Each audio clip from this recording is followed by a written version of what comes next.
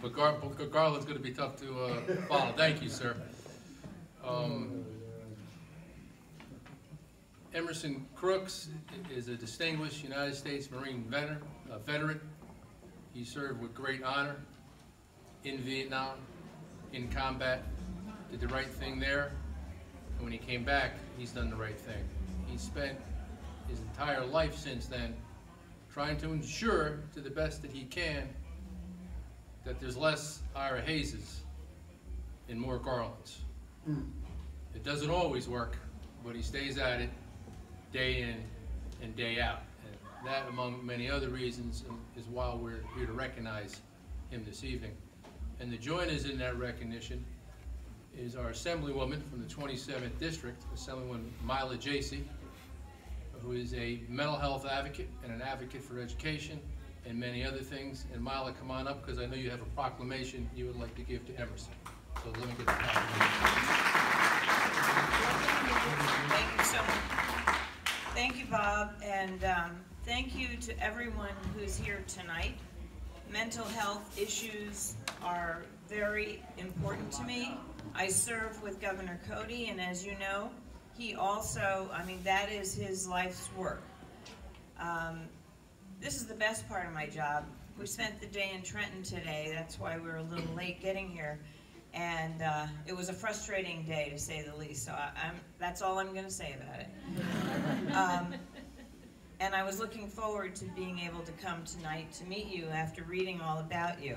And so it is my pleasure not only to recognize you, but also to do something with Bob, because I will tell you that when we're in our office and a constituent calls who has a mental health issue or a family member, it's usually a family member, the first person we think of calling is Bob. And he has never failed to give us a great recommendation and the help that we need to guide the person calling. So, having said that, you'll be very happy to know that I'm not going to read this resolution, a lot of tiny print, and it basically recognizes all of your accomplishments. And it is a joint resolution from both the Senate and the Assembly recognizing you, and I will read one small part of it. The strength Emerson Crooks has demonstrated a remarkable measure of public spiritedness, and in so doing has provided an example of good and responsible citizenship worthy of admiration. And whereas the strength and success of the state of New Jersey, the vitality of its communities, and the effectiveness of our American society depend in great measure upon concerned and devoted citizens, like all of you here tonight, and exemplified by Emerson Crooks, be it resolved that the Senate and the General Assembly of the state of New Jersey honor and congratulates Emerson Crooks, joins in paying tribute to his meritorious record of service and commitment, and extends sincere best wishes for your continued success. And as I like to say, it is suitable for framing, but as you know, we're broke. So you're going to have to do it yourself. Thank you.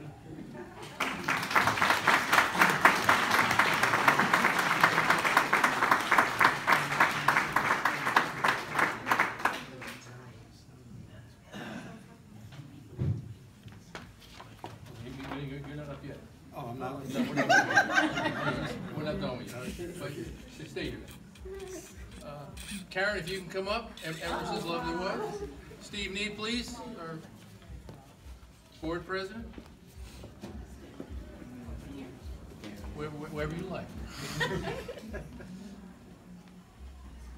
We're honoring Emerson this evening for several reasons, not the least of which has been his support of the Mental Health Association of Morris County for more than 20 years, and now the Mental Health Association of Essex and Morris. He started in our homeless outreach program with the homeless van, hitting the streets, giving out hot dogs to the homeless people. And that's one of the ways I started, and we both shared the story that we had to rethink that because some of the fellows were selling the hot dogs. But that's how it goes. He started in the street, and he's done the same type of work with veterans. He currently supports the Veterans Assistance Center. He works with the Lions Veteran Hospital, New Jersey Stand Down, and for over 20 years he's had various roles at the Mental Health Association of Morris County and now the Mental Health Association of Essex and Morris, not the least of which he was the board president along with Steve Nee that made the merger of the Mental Health Association of Essex and Morris possible. So we wouldn't be here today if it wasn't for your work. So we thought a fitting way to honor you, being that you've been all about making sure that there's no more Ira Hayes and there's more Garlands, is to present to you the Ira Hayes Trailblazer Award for your work on behalf of veterans and on behalf of individuals with mental illness. So congratulations, everyone.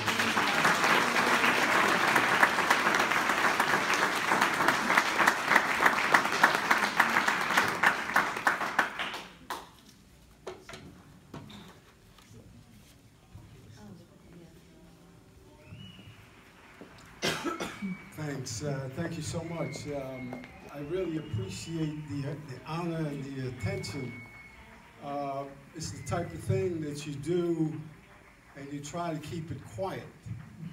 Now, I read someplace where they said that the brain is the most interesting organ because it starts working when you're first born, and it keeps working up until you have to stand in front of a crowd and say something. So if there is any incoherency, you can understand what caused that. I actually made some notations, which I have a tendency to make notes and then not follow the notes. But thanks.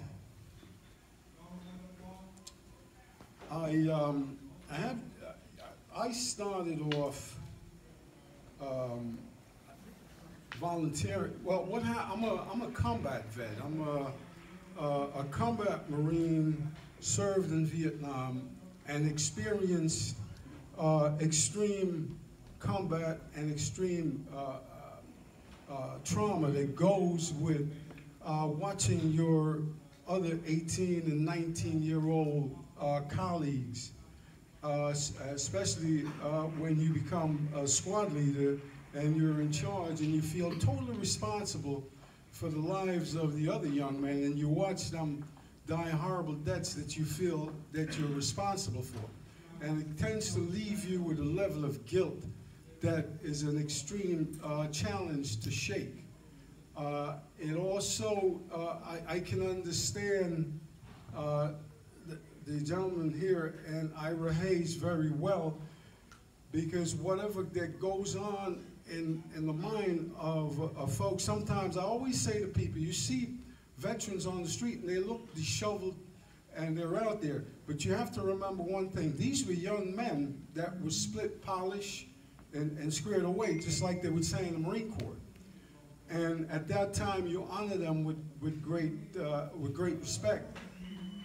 But what goes on inside their minds that lead them to be in the place that they are today is something that's a very difficult challenge for the average person to understand. But I understand it very well, and it motivated me to get out in the streets and try to see what I could do. Now, years ago, the VA was not as responsive as it is today to the needs.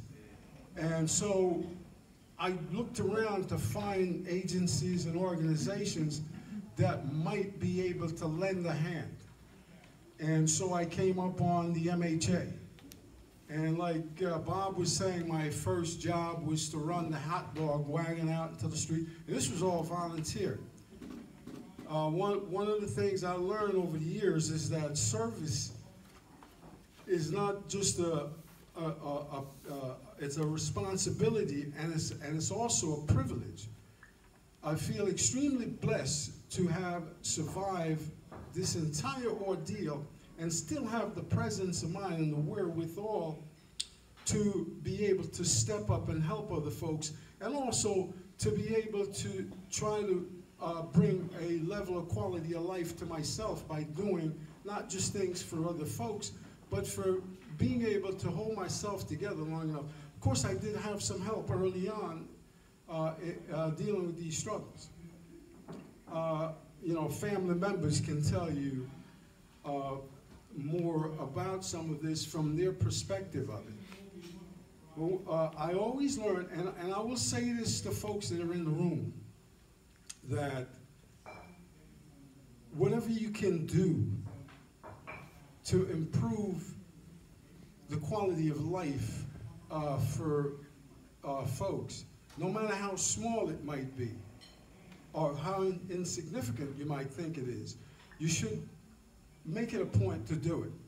Because I shared this with Bob a couple days ago, that I learned something about great rivers, that they are fed by small and started and fed by small subterranean streams that you don't even see. And then they become great rivers. Without those small streams, those large rivers would dry up.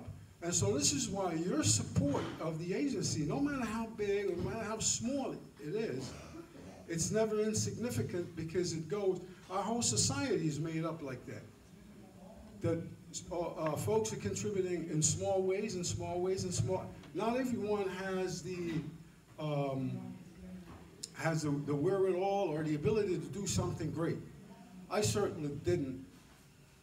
But whatever small thing that I could do, I get out and I did it. And I think it's incumbent on all of us to really step up and do things, whatever it is you can. Whatever it is you can.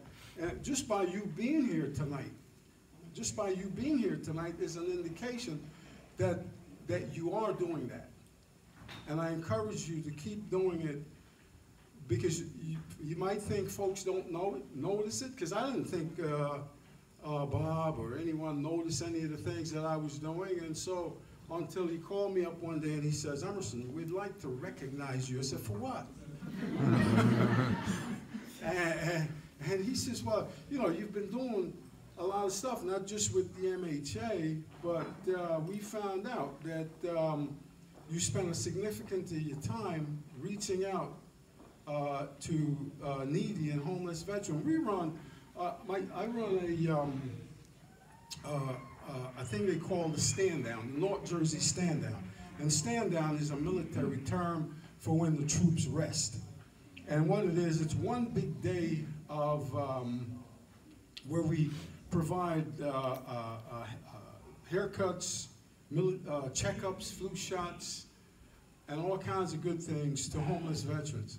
And I get the National Guard in, who provides security on the inside of the building, because a lot of these veterans don't have I couldn't have police officers on the inside because they get a little uncomfortable. Some of them might have vagrancy warrants and so forth. So I would get the National Guard MPs, which they have a lot of respect for, and they would do security on the inside. We generally serve about 400, 450 veterans. And where do I get them from? The Department of Veterans Affairs generally, Patty Richter in Trenton, generally provide me with a voucher to a bus company. And I charter 7 buses, and I run as far as Tom's River and find them wherever they are, whether it's a tent city, whether it's under a bridge, and we bring them to this big event.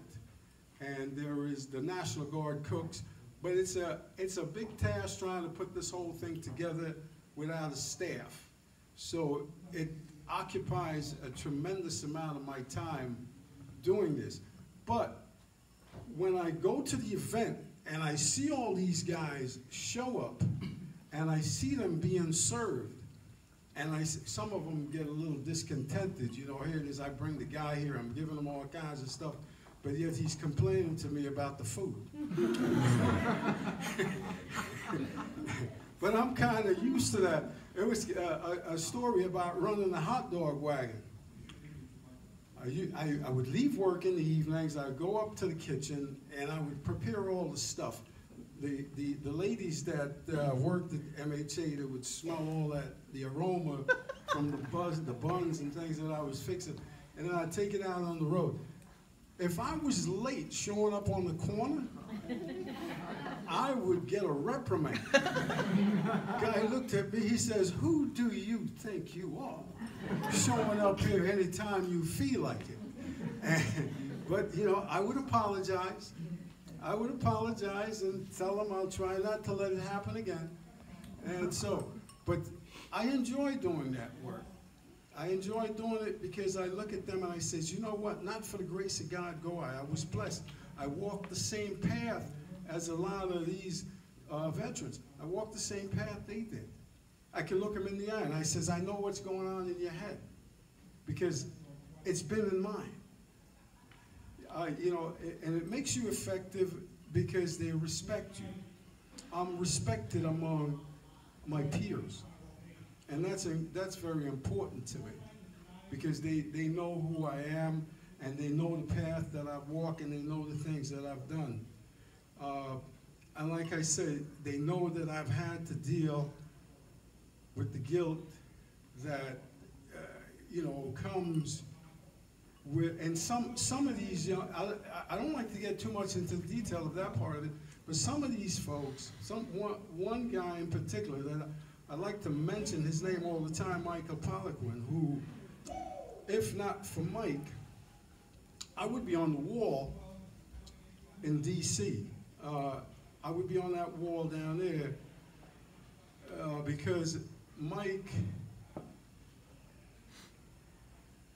I was on my way to a building. It was doing a big assault, and I was heading into a building to give some cover. Mike was closer to the building. He waved me off. I went to the other side. The building took a direct hit. I feel the guilt of all the other young men rides on me, but particularly Mike. I always remember him when I have a chance to speak of about anything of honor, because that means a lot to me.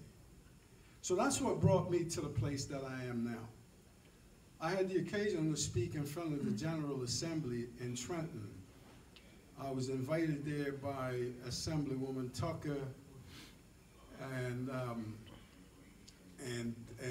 went and I spoke. And what I said is that what I attempt to do with the stand down is to provide some temporary comfort for a community that doesn't exist. That shouldn't exist, rather, I'm sorry. And I also told them that I recognize also that it's not a matter of throwing money behind this to try to house these guys, because some of the guys are locked into the lifestyle. And it's a challenge. There are mental health issues that would have to be dealt with before you can attempt to even house some of these folks. And so what my plea to them at the time was to try to work with me to eliminate that community by trying to get every veteran off the street. We haven't been successful at it because we're still serving 400 plus guys every time I run the event. So I want to thank you again for having me here and for thinking of me in such a way. The Mental Health Association is an excellent organization. I've been around it for all these years, and I wouldn't have stayed with it if I didn't see the results like we're seeing here. And there are many stories just like this. And if I wasn't seeing things, you know, folks like this being served and being helped, I would have walked away from the agency a long time ago. So I want to thank you all for supporting the agency, and I want to encourage you to continue to support the agency. And doing things not because you're going to be blessed for it, but because you're already blessed.